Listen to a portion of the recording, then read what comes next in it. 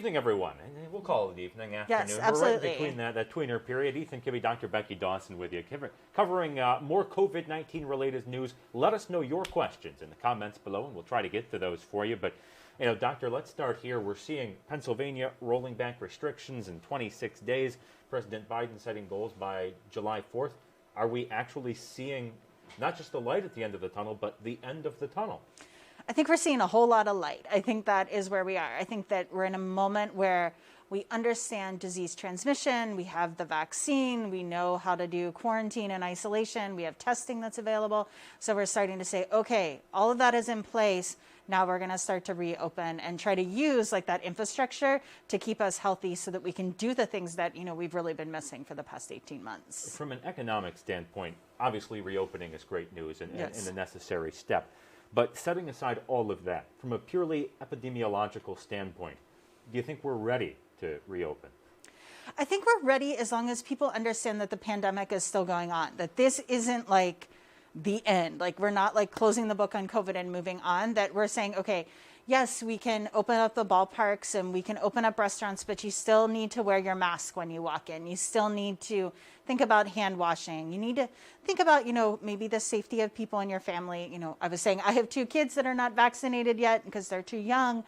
I might behave differently than you do because I want to protect them because they don't have their vaccine yet. So I think that, it's remembering that the pandemic isn't over. We're just kind of moving through it at this point in time is the important message. So closer to the end, but not a situation where there's that finish line where you break the tape and you shut it down. No, I don't think we're at that point yet. But I think this is a huge step forward. This is the biggest step. Aside from the vaccines, this feels like the biggest step forward that we've had in 18 months. Let's talk vaccines for a moment because the goal is to get 70% of Pennsylvania's adults vaccinated. Yeah. Possible? So obviously it's possible. We have enough supply. We have enough, information. We have a lot of campaigns going on.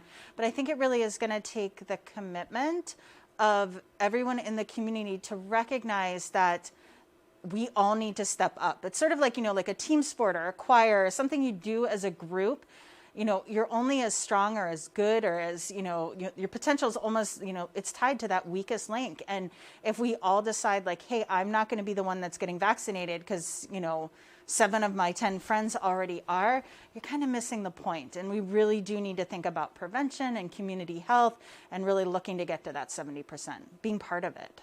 Looking at the opportunities, A, to get vaccines to younger children, yes. And B, yes, that's great news, isn't it? Yes. And then B, getting more and more older people vaccinated. Are you optimistic for a normal-ish school year next year? Yeah, so I think normal-ish, definitely. I think for our college students, I think that because the vaccine has been available to them, they'll be able to, once finals are over, go home, get, whether it's their first dose or their second dose, and be fully vaccinated in the fall. I think we have a lot of potential. So I think colleges will be good. I think that, it looks like, basically middle school 12-year-olds, so like 7th grade and older, will be able to get the Pfizer vaccine here in the next week, hopefully. So I think that, that will be good. And then, we're looking at, Pfizer saying September for, the 5-year-olds and older, so kindergarten and up. So I really think the fall could be one of those moments where we're probably still going to be in masks to start the fall semester until the vaccine truly gets out to all of the kids. But I can imagine it looking so much different than it has this past year. And even if you don't get to say that magic herd immunity among younger kids, because I think we are going to see some parents hesitant to vaccinate children, every injection there matters. That is one less person that's likely to get COVID. Absolutely. And I think, as you're thinking about it as a parent, vaccines as a whole are, it's uncomfortable. I mean, you watch them bring out, 4 vaccines at a single appointment. You have to sign consent for each one of them. It's a stressful moment, but I think that the memory is, or the reminder is that, you're vaccinating your kid against COVID because if they get ill, it's 2 weeks out of class minimum. And next year, there may not be the remote resources that we've been so lucky to have now because there might be so many kids who are vaccinated. And so, if you want to think about protecting them so that their education isn't jeopardized, so that sports, music, theater, extracurriculars, that we're all opening back up, the only way to go about those and feel secure is through being vaccinated. And so you really need to think about, what all they potentially could be missing if you decide not to vaccinate them. I think that's a great way to look at it, right? You can still come to school, but it's not going to be the same experience. Exactly. And one thing goes wrong, and all of a sudden your kid's out of class for 2 weeks. That's a game changer. It's a game changer. And, I think as teachers this past year, whether you're a kindergarten teacher or a college educator, doesn't matter. Like, we've been able to pivot, and we've literally, tailored the education to people who are in quarantine, people who are sick, people are, are scared to come to class today. Other kids want to be in class every day. And we've tailored all of that. I think at some point, and probably in the fall, we're going to have to go back to teaching normally so that education is our focus. This past year, it's been a mix of public health prevention and education. And so with the vaccine and it becoming available, school is going to have to kind of go back to just education. And so when you put your kid into a classroom, you want them to have every advantage possible so that they get the best education, they have the best experience, and the vaccine is key. Let's talk fairs and festivals for a moment as we move towards summer.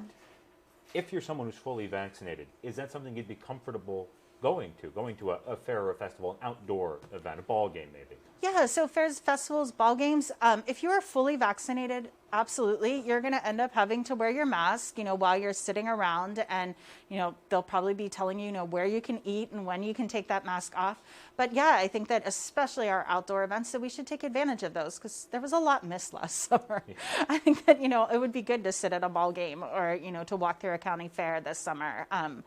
Fully masked, not going to crowded mosh pit type of experiences, but, staying your distance. Of those. You go to a lot of wild concerts.